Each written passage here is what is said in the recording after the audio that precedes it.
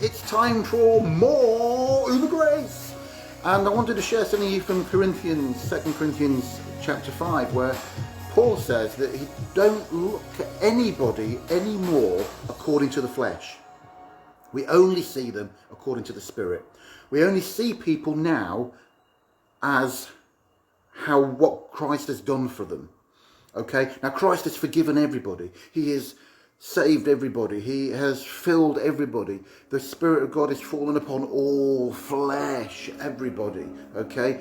This happened. This is done. Everyone has been made righteous. Everyone is like they've never sinned, justified, never sinned. All these amazing things that us that follow Jesus have plugged into, they're relevant for everybody.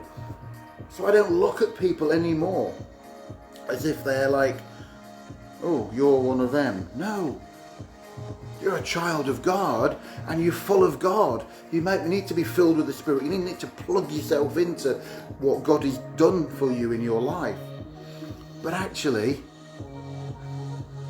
I'm not looking at you in those old ways anymore. I'm looking at you as you are in His sight. And that's what Paul was saying. He said everybody. It wasn't just, I'm looking at Christians. I mean, often you go to church and you're looking at people, they're a bit of a problem and they're a bit this and they're a bit that. Like, no, even in church, get your eyes open and just look at the Christians to begin with. Look at the Chrisos and say, look, you are awesome. You are God's own person, that He's reconciled you to Him. You know, He's done it.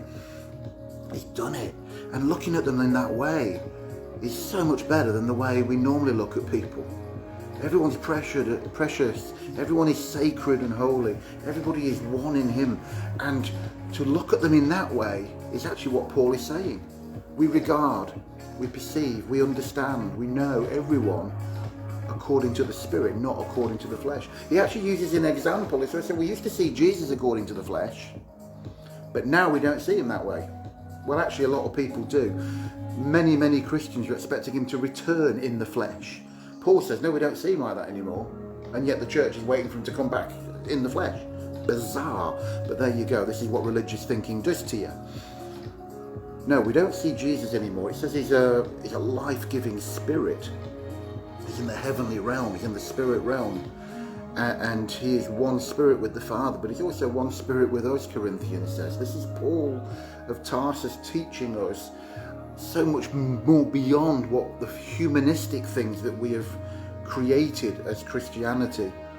So the main tip here today is just when you just start looking at everybody, the homeless guy, the doctor that's not saved, all these other people you see, your unsaved husband, whatever, unsaved, old language, but actually just see them as God sees them. God see them as having everything in Christ that you have. And I tell you what, it will change the way you pray for them, it will change the way you love them, it will change the way you treat them, it will change everything, because the gospel changes everything. Have a great day. I hope you share and thumbs up and stuff like that, but I'll see you in the next one. Have a great time. Bye now.